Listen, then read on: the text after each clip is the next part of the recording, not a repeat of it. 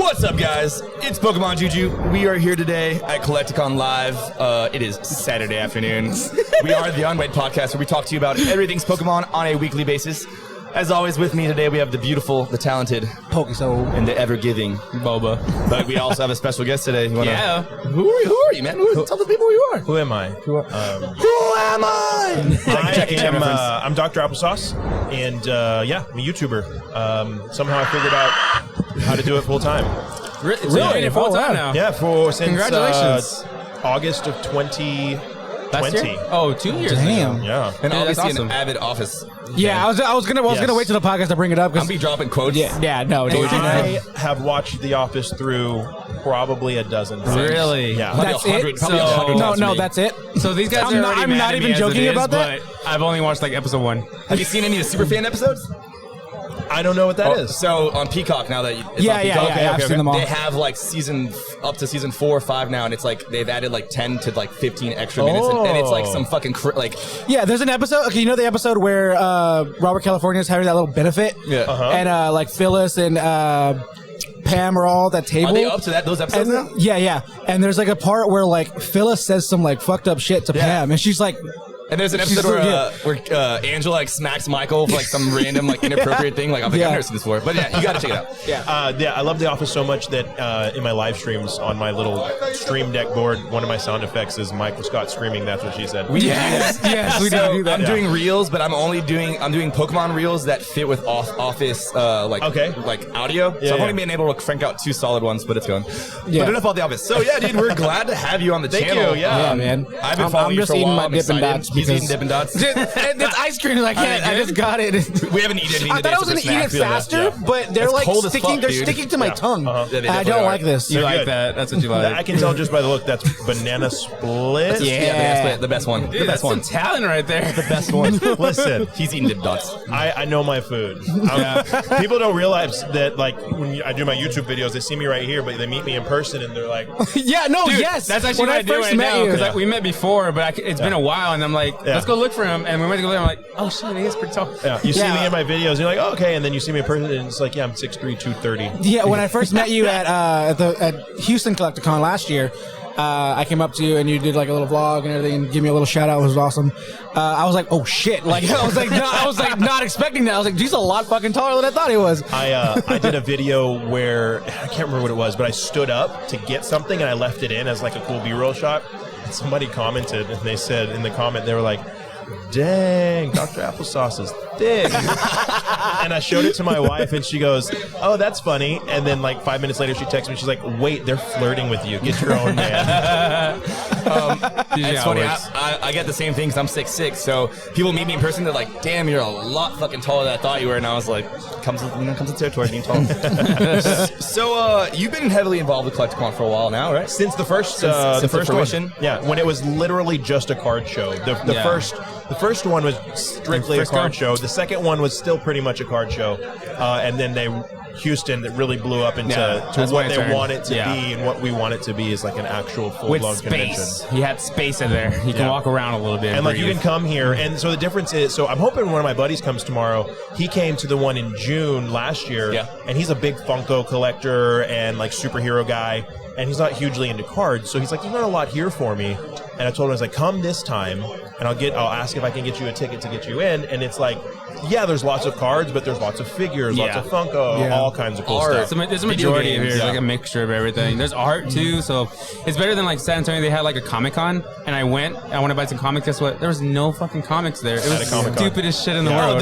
The San Japan thing? Yeah, oh my god, that was and you had to pay like $60 at the door. And I'm like, oh, and I didn't buy anything. Comics, I didn't buy a single thing that day. Wow. It was just a bunch of like cosplaying, basically. That and art. It was just art. Can we comment on the fact that he knows how to speak into the microphone at the right distance? Yeah. I mean, you're a professional, so we get it. Everyone's been like, hey, so my name is. Yeah, well, I mean, I can tell what kind of mic this is, right? Yeah. And Nice, like, like I said, I've been lucky enough to figure out how to do this full time, and it's not like I'm getting super rich. I mean, I'm paying the bills. You're having a good time, though. Paying the bills and able to save a little bit. You're living the dream.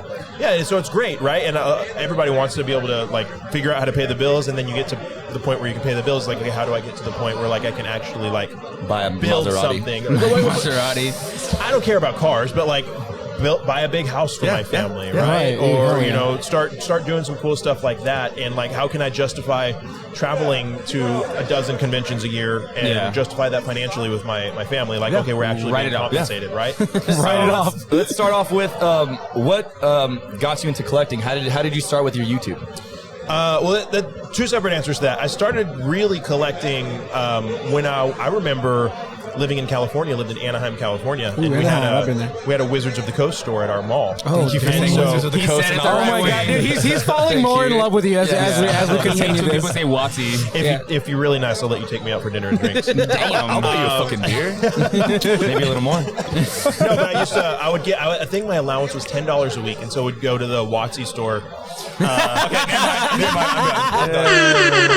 I did that on purpose, by the way. Thank you. We'd go to the Wizards of the Coast store, and I'd usually buy 2 booster packs. And so there was this one week that I'd saved my money, and so I bought 3 booster packs, 3 base set booster packs from the same box, and went home, and I was 11 or 12. And I was staying, my mom kept them, and then we got home, and I was in her room, and I opened them back to back. 3 from the same box. I remember the lady working there pulling them from the base set booster box. Mewtwo in the first pack. Blastoise in the second pack. Charizard in the third. Oh my God. Pulling a Charizard is the best 12-year-old self just freaking out. And so that's really kind of how the... You're going to say what I'm going to say, right? Yeah. We were giving away 3 packs. So we switched to, we ran out of Astro Radiance, we switched to Brilliant Stars, and this little like 5-year-old kid pulls the Rainbow Charizard, and we got on the camera and he came and talked to him. Like, it was the best thing ever. It was awesome. I was glad to see someone that like deserves that experience at such a young age. It's freaking so awesome. Good. And so that's how that started. And then I collected Pokemon for a while, and then I actually sold my entire Pokemon collection when I was a kid to buy Christmas presents for my family. Oh, that's cool. And so I just didn't legit. buy cards, but I still loved Pokemon, collected Pokemon. Huge into anime. I got introduced to anime when I was 14 with Akira. And watched Akira, Oh My Goddess, Oh My Goddess? Oh my God, you know Oh My Goddess? I've talked to so many people and they don't know what that is. Ranma 1/2, loved Ranma 1/2. Spriggan, like all these OG animes. And that really started a love for anime, which led to, I didn't realize at the time was collecting, because I would buy the shirts, buy the DVDs, buy the posters, buy the wall scrolls, and just had this awesome anime collection. Right. And then that just kind of persisted. And then about 7 years ago, the end of 2014, I came home. I was a missionary for a year. Oh, badass. And came home, and my new so much. roommate was a Funko collector. And he had to go hang out. He's like, hey, let's go to the mall. And I'm like, why are we going to the mall and like looking for these toys? He's like, well, these are Funko Pops. And like, I'm looking for this specific one. And then I saw a Golden Frieza at Hot With Topic. the red eyes? The Black Eyes Golden okay. Frieza. And I was like, that's cool. So I bought that, and I bought a Goku, and then I started collecting Funko Pops. And then it's over. And then fast forward a few more years later, and I went to Fan Days Dallas, and met Chris Sabat and Jason David Frank, Nice. and got their requisite autographs on their Funko Pops. And I remember looking at the Pops and thinking, man, this was an awesome experience. Oh, fuck yeah. And like, I want to share this with people. How do I do that? And I made a YouTube video. Oh, okay. And that was my first 2 YouTube videos, is those the things I got at those conventions. And then it just went from there. And then a bunch of my admins on the Funko pages and stuff were into Pokemon, and I always loved Pokemon, and so they convinced me to buy some to open with them.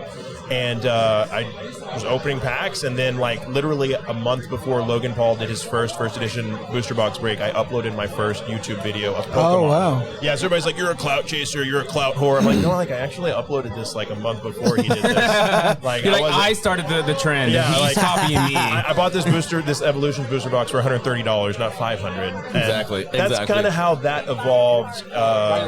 Just the collecting journey type of thing. And so this is something I always advocate for in my videos. Like, you shouldn't necessarily focus on collecting for value, but you should be educated on what you're collecting, 100%. and not just collect just everything that you like, because the reality is you need your collection to have value for multiple reasons, right? 1, you might need to sell. You could have a life emergency. 2, the most successful collections are self-sustaining collections. When I buy something, there's no money that goes out of my bank account. Exactly. So can I comment on that real quick?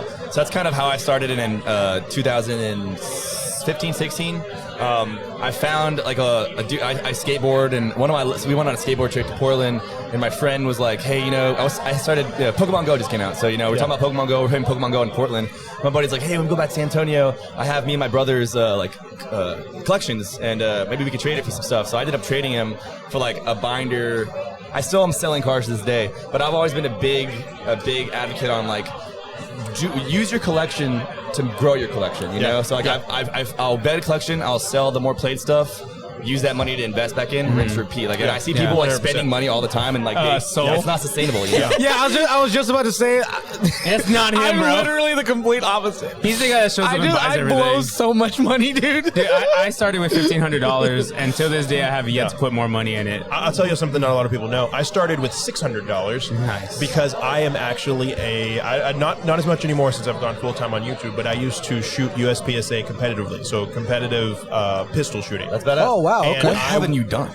I know, right? And so I wanted to get into 3-gun, which is a competitive type of shooting. That instead of shooting pistols, you're shooting a pistol, a shotgun, and a rifle all in one stage, and that's the competition. Have you seen that video of Keanu Reeves doing Oh, the yeah. 300? Oh, yeah. So Dude, impressive. that is So insane. I had saved up $700, and I was going to buy like a low-level competitive shotgun and start training. And I decided not to do that because I was like, I don't want to do that. I think I just want to keep focusing on pistol and get really, really, really good with pistol instead of splitting my time between training 2 platforms. So I had this money left over, and I literally was like, I'm going to start seriously collecting. And am I going to start collecting vintage video games, or I'm going to start collecting Funko and trading cards? And I went Funko and trading cards, and then like a couple months later, I started making YouTube videos, and that's kind of how that started. Nice. Yeah. Do you do That's video awesome. games? Not as much anymore because I just don't have time. I like to believe in this concept of like not saying I don't have time, but I choose not to take the time. Nice. And so like I choose Taking to, responsibility, I like it. Yeah, I choose to so have eloquent. the time to. I love his eyes. I should really start saying that now because I'm a tattoo artist, so like I'm like so many DMs all the time, like, hey, can I get tattooed? Can I get tattooed?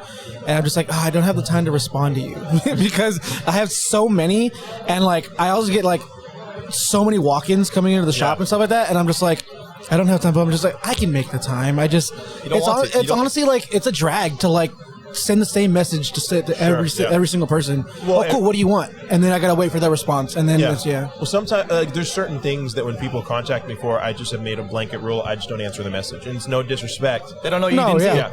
Yeah. So like, if you send me a message that says, "Hey, can you tell me if this is fake?" I'm not going to answer. Yeah. Not because I don't want to help you, Yeah. but because if I decided to help everybody that asked, You would never have time. Yeah, and it's just if I got to treat everybody the same, right?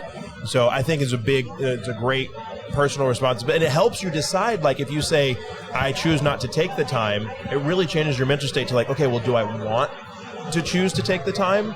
Or is this something that's not important to me? Yeah, and that's the other thing too. It puts the importance on the things that you are taking time. So when you come and sit here with us, we appreciate it because you took the time to be here with us. This was important. I wanted to do this, and I had the time available, Hey. and I chose to do this instead of doing other things. Well, I'll kind of piggyback on that, like a lot allocating your time to different things. So like I race mountain bikes competitively, Pokemon. That's awesome. So like I go through bits where like I was posting on my Instagram for my bike every single day. I had a bike channel. I got burnt out because that's all I was doing. You know, Yeah. it's like sometimes if that's all you're focusing on is like what content, creating content nonstop, you're gonna get burnout. You know? Absolutely. And I think Leonhardt is a pretty good example of that. Yeah, and he was talking about where he just like it's like you do so many videos, like you're gonna run out of content eventually, you know. So like, you got to keep it fresh, got to keep it, keep it fun, and you got to gotta keep it Funko. You got to sometimes like Keep it Funko! intentionally. If you're making content, right? Sometimes you have to intentionally choose not to make content on something that you would want to make content on, and just enjoy it. Yeah. Right. And so, ironically, for me, when I do that, those are the best openings. Oh yeah. Yeah, and I wasn't doing like YouTube videos for long, for like opening packs and stuff like that. But when I was doing it, I was having fun making the videos. But then I like got to a point where I was just like, I'm not really enjoying this because I'm focusing too much on like trying to grow myself and stuff. And I'm just like, I just kind of, that's when I started talking to these guys about the podcast. I was like, let's just talk about Pokemon. You know, let's just talk about this. That sounds more fun to me. That's such an interesting thing to bring up too, because when I heard like Randolph Pokemon say this and Leonhardt say this, like when you do content create, be it YouTube or Twitch or whatever, when you do it full time, especially on YouTube, your money is tied to how well your videos do, right? So unfortunately you're a slave to the videos doing well. You want your videos to do well, and so I've always been a big believer of like 1 or 2 for you, and then just 1 for me. and I don't care how well it does. I like that. It's like, hey, I like that. Yeah, I'm doing this because I know it'll do well, and now I'm going to do this because I don't care if you like it or not.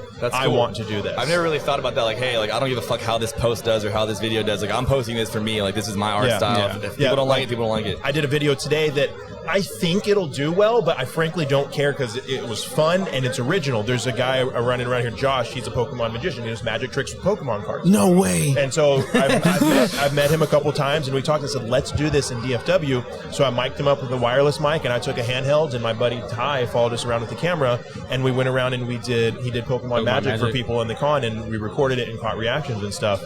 And like, I'll have like a 20-minute video, and I think it's gonna be so awesome. Like quality-wise, it'll probably be kind of like a found footage type of quality, but I've never seen that on YouTube. I find that interesting. Fuck yeah, magic. So the guy went up, he's like, what is that? First edition PSA 9 Charizard? Dude, let me see this. Next time you do that, you gotta get that thing right there. Hand me the mic. That's what I have. Oh, you have it? Yes. Dude, so awesome. You keep talking to. Yeah, I need to get the other one. Yeah, I have two of those. I have two. Have you seen Bruce Almighty? Yeah. Yeah, where you're just like... Yeah, that's what I was thinking of earlier. That's exactly when he showed me this. I was like, that's exactly what I was thinking about. That's clutch right there. Yeah, and then that gimbal, bro, $100. So I don't use phone. I don't use a gimbal. I used to, but like my content kind of creation process is I want the balance between convenience and quality, right? Right. So I would rather have my footage. So I shoot with the Sony ZV-1 90% of the time, which is a small point and shoot. It's an $800 camera, but it's great. You just can't change your lenses on it, and it has a relatively decent stabilization in the lens. And so I'd rather have a little bit shaky footage that's not terrible. That you can just hold. That I can just hold. Yeah. It's unobtrusive. It's easy, and the content looks great. And you can pocket it too, right? Exactly. Yeah. I can throw it in my pocket, all kinds of stuff like that. And so I've built I'm trying to figure out the right way to do this because I don't know if it should be a TikTok or a reel, or I don't think it would be super beneficial on a YouTube video. But like I've tried so hard through trial and error to build a content creator kit in a shaving bag. And that's literally what I have. I have a shaving bag everywhere. Yeah, and produce high quality, professional quality content in a shaving bag. And I have it, and it's about a $2,000 kit. That includes camera, tripod, 2 wireless mics, a shotgun mic, batteries, cables, cords, power banks, all in a shaving bag. I can take that bag and I can go to any convention and I can make good content. That's legit. Now, I might not be able to set up on a nice tripod or something, but I can make the content, right? Yeah. And I think that's like... Being versatile in mobile is awesome. Yeah, people think they need to... and it's the same stuff that I use in my studio. Really? Same camera, some of the same gear. And like people think they need all this fancy stuff, and it's like this is 3-4 years of building these things together and trying this, trying that, and like if I'm going to do an interview with Mike Waddell tomorrow, busting out that Rode handheld right there. Hell yeah. Both of us. Yeah. Speaking of Mike Waddell, let's talk about MetaZoo. So MetaZoo. We don't really collect MetaZoo. I know you're big on it. He does. Excuse you? You collect MetaZoo? Excuse me? Yeah, This guy. I don't know. I don't know, man. You don't even respond to my text. How am I supposed to know what you click? No, or answer your phone calls. So, yeah, give us kind of like a background on how you got into MetaZoo and like the growth of the TCG. Because, again, a lot of our viewers maybe not be, hip on MetaZoo, and maybe they're trying to get into it. Hip. So I initially heard about MetaZoo because my subscribers on the Pokemon channel were asking me about MetaZoo, and I was like, I've never heard of this. And so Collecticon 11 months ago in Frisco, they had their first table and their first booth. And I talked, and I was like, this is cool. Mario, their brand ambassador, came where we were hanging out and handed out some packs to open. I was like, I like these. These are cool. And so I was like, this is something I want to pay attention to. So I just kind of watched, and this is fun stuff. First edition released in August of 2021. And I was like, let's buy some boxes. And so I bought 3 booster boxes for my friend at Southern Heat Collectibles at $100 a box. Nice, same. And then like 2 weeks later, everything just went bananas. It went crazy. It went Gwen Stefani. And so like, It went Gwen Stefani. it's so cool. We got in on it when nobody cared. Yeah. And so I was like, okay, I like this game. And I was going through a season of like, if you look at my main channel, Dr. Applesauce, and then Dr. Applesauce 2 is, I want Dr. Applesauce 2 to be pure Pokemon. Dr. Applesauce, might be people listening to this that are shocked to hear this. I love Funko, but at the end of 2020, the beginning of 2021, I saw the writing on the wall that Funko is moving from collectibles to they want to be a massive toy company. That's great for them. Funko's going to be around forever. That's not what I want to do. Yeah. And I built, 20,000 follower YouTube channel on Funko. And for 6 months, I literally tested for 6 months, 3 videos a week. Let's do creative videos, super cool, creative Funko videos, creative shots. And then let's do, forgive me for people that do Funko News. Let's do stupid Funko News videos with no creativity, one shot, no edits, and see what does better. And the Funko News videos always did better. Really? And I hated doing those videos because it was boring. And so I was like, okay, this is letting me know I need to move away from doing this 100%. And so that was one of your 2 for you, 1 for me, right? Right. Yeah. Okay. Exactly. I love that concept, by the way. I want to take that with me now. Yeah, exactly. And so I was doing that, and once I realized I was okay, that I don't want to make that type of content. I want to do fun, creative stuff. Right. And so Thanks, man. No, you're good, man. You're good. We appreciate you coming to take a picture with us, dude. Oh, yeah. Thanks, man. And so I made that conscious decision. I was like, okay, I need to. And I talked with several other people that are very successful YouTubers, and they're like, if this is what you feel, this is what you need to do. And so I made the decision not to move away from Funko, but to diversify. And then that's around the time that I started thinking I like MetaZoo. And then we started opening MetaZoo, and I was like, okay, I started playing, and I was watching, and I'm like, I really think this has legs to be really popular. How awesome would it have been to start making Pokemon YouTube videos, theoretically, in 1999? Yeah. How enormously popular and how enormously respected voice in the Pokemon community would I have been if I started making, hypothetically, in 1999 Pokemon YouTube videos, right? I know, right? And so I've tied the success of my first channel with MetaZoo. Now I do Funko, and I do MetaZoo, and I do basically whatever, basically what I want. That's what I do. So every Funko, every Friday, I do 5-Minute Fridays. And so it's a 5-minute video, and it's about the coolest things that happen in the Funko community. And sometimes I have cool stuff to say, and sometimes I was like, Funko made these stupid moves, and that's what I do. And like people message me and be like, it sucks you don't do Funko videos anymore. And I'm like, bro, I do one every week. I just started collecting Funko, actually. Yeah. I still have a massive collection. I still have a massive collection. It takes too much space for me. It does take a lot of space, yeah. I only have 2. I have Dragonite and Alexander. That segues into MetaZoo. And really, so I started collecting it because it was fun. And then I started playing. And then I thought, okay, well, there's not a lot of content creators that... there's content creators making MetaZoo content, but they're all brand new creators. So no disrespect to any of them, but their content wasn't like really, really top-notch quality. That's not any disrespect whatsoever. They were just all new creators learning how to do this, right?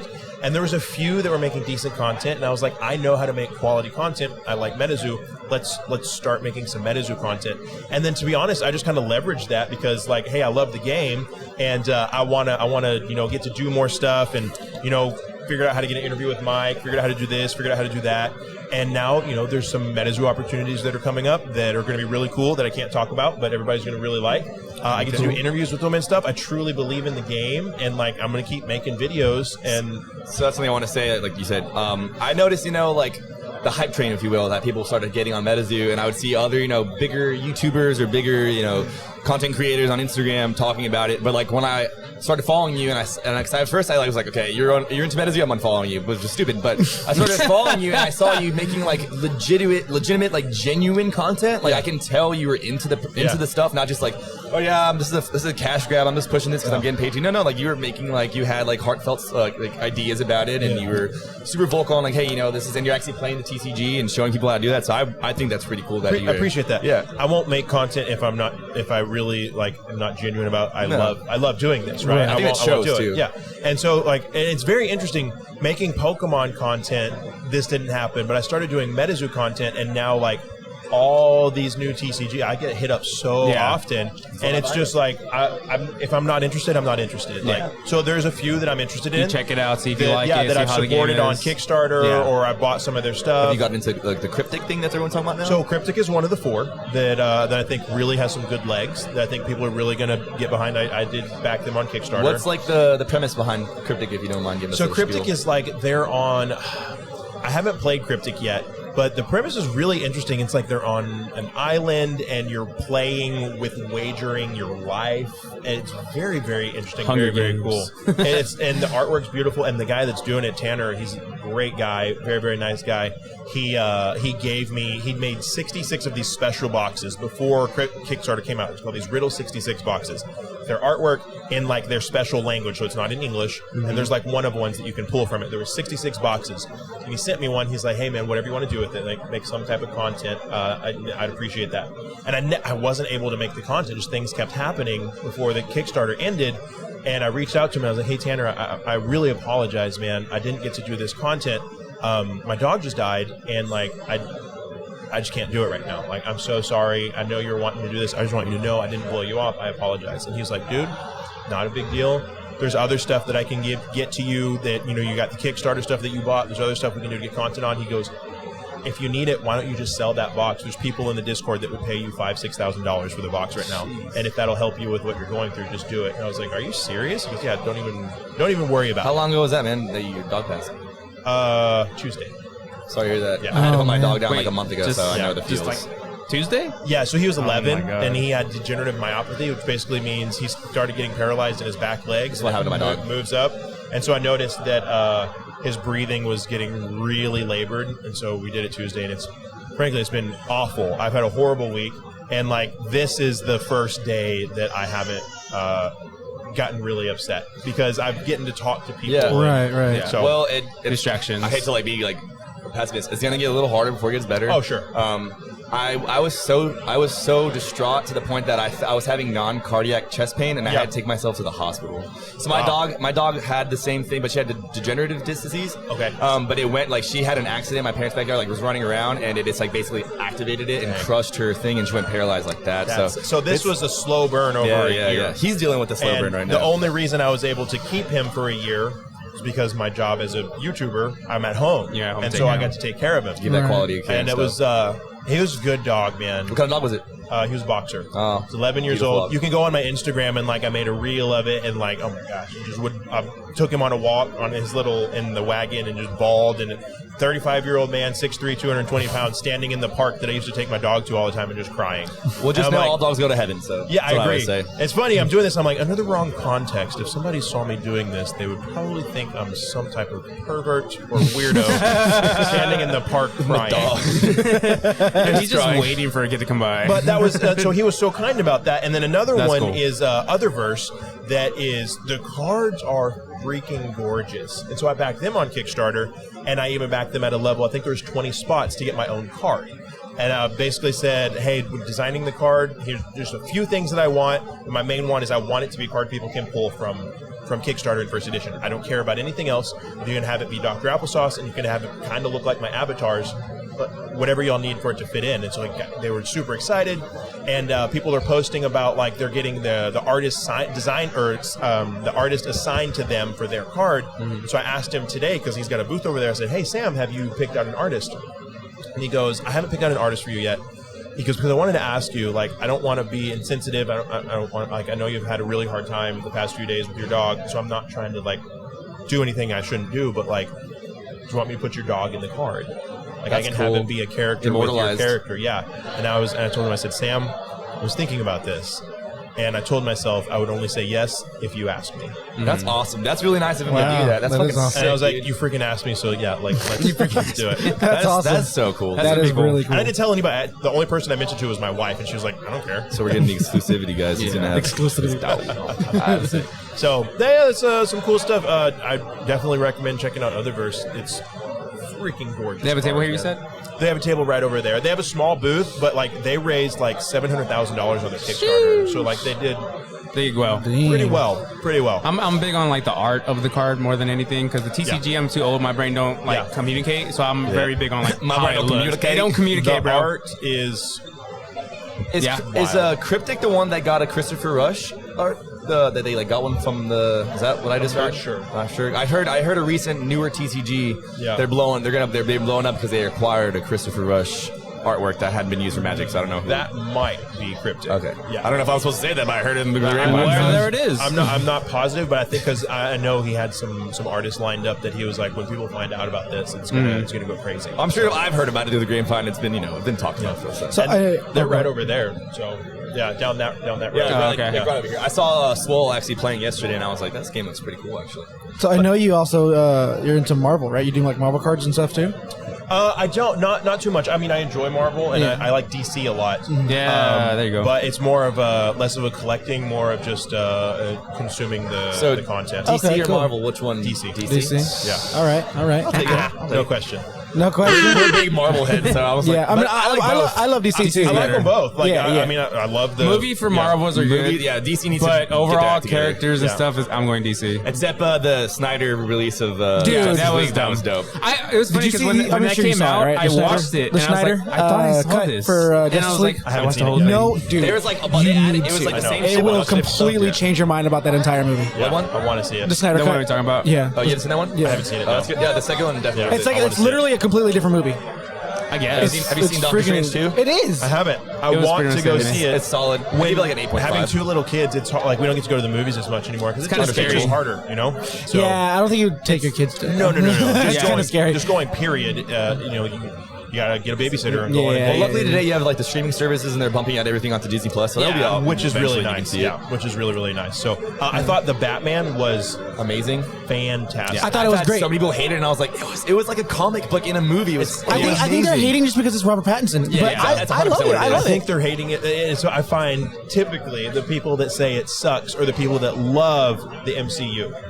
And, then I'm like, okay, so what I'm hearing is that it didn't have a lot of flashy explosions and you weren't intelligent enough to follow along with the story. Exactly. Thank you. Is what I'm hearing. I liked it because That's okay. It had like a 7 or a. It's not your applesauce, It had a it's 7 good. vibe. Remember 7?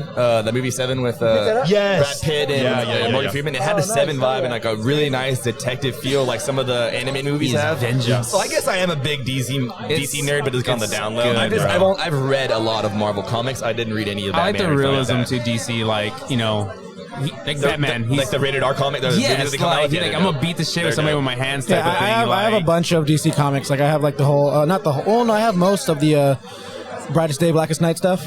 Yeah, I have a lot of that stuff and a lot of the variants and stuff like that. So I have a lot of comics. I have just some of the graphic novels. I actually just I was doing a collaboration with DC and Warner Brothers that kind of went. And so they would send me mystery boxes and stuff, and it just, oh my gosh, the approval process for the videos was brutal. And so they nixed it for whatever reason. But one of the boxes that they sent me had some cool stuff in it, and it was like an 11-pound box. And in the bottom of it was the DC Injustice Omnibus. I was like, Do you still have that? yeah. Yeah. I was like, this is like a $140 book. So that's like all the stuff in one. It's all of it That's in one crazy. giant book. So I haven't cracked I love into how that. you're trying to but tell me like I don't know. No, I'm crack asking into you. it. I said so. That's like omnibus is like all the things into one big book, so right? I asked really everybody cool. this. Who's your favorite Pokemon and favorite Pokemon card? Favorite Pokemon is Pikachu, just because the first Pokemon game I ever played was Pokemon Yellow. Oh, okay. And so I had Pikachu. And she's just always been my favorite, as cliched as it is. And then my favorite Pokemon card is actually, it's actually the Japanese version of Red's Challenge from Tag Team All-Stars. Red's Challenge, right? Yeah. Okay. Yeah. So I actually have it in a CGC 10. Nice. And I didn't realize, so it's only a Pop 11, which is kind of cool. Oh, nice. Once CGC put out the Pop reports. And that's the most expensive card I've ever purchased. I bought it for $500. Really? Did you buy that at not the Houston Collecticon, but the one before that? No, I bought a PSA 10 Red's Pikachu from Cosmic Eclipse. That's what it was. Yeah, because So I remember that's my watching that second video. favorite. I was like, I Yeah. remember watching that video.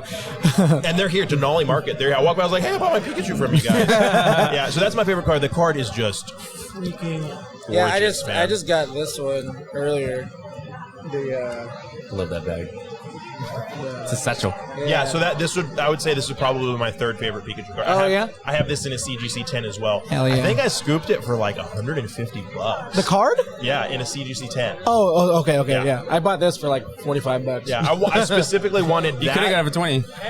I specifically wanted that in the Reds Challenge in CGC 10s. I have a Red Challenge Japanese PSA 10. And PSA 10, Yeah. CGC 10 is better. Hey, no. So when you're CGC came out, CGC CGC, man. I push CGC. I love CGC. I'll say this. We'll do this hot take, and then we can wrap it up. Okay? Yeah. PSA is garbage. They're on some hot, crazy dog water, and they are not consistent. Can I just tell you one thing? And I would never spend $1 grading my cards with PSA. So you know what PSA just did to me? I pulled both of us minty base set Charizard like a month or two ago. Pre-graded it, I was gonna get a 9. And he's very good at pre-grading. Sure. I sent it in. It came back with a fucking white nick on the back, and then I submitted a first edition Suicune New Evolution.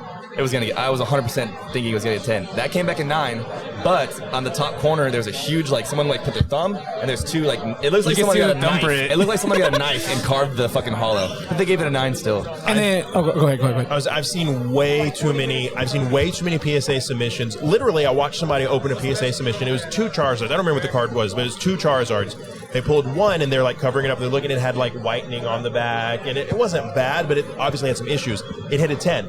The next card they pulled out from their submission, they were looking at it and they were like, this is pristine. It was the same exact card, just another card. It looked perfect. No whitening. And they got an 8. Yeah, they're tripping. And so I've seen that, and then I've seen on the flip side where people are getting 4s and 5s. And they're like, this is BS, and they crack it, and you're looking at it, and it's immaculate. There's nothing that this should be an 8 or a 9 at worst. And so you see that too many times, and it's not that I'm not saying PSA is trash. They got so busy that literally some of their graders just don't care. That has to be all that. I think they're just trying to knock out sub. They're trying to make that money. They're clear the queue. Because at the end of the day, they have stockholders to report to. Because we both sent in a base set Charizard. Same card. Too, dude. And he was saying that mine was cleaner than his. Yours is cleaner than one that I said, yours got a 9 or an 8? I got an 8.5. Yeah, he got an 8.5 and an 8.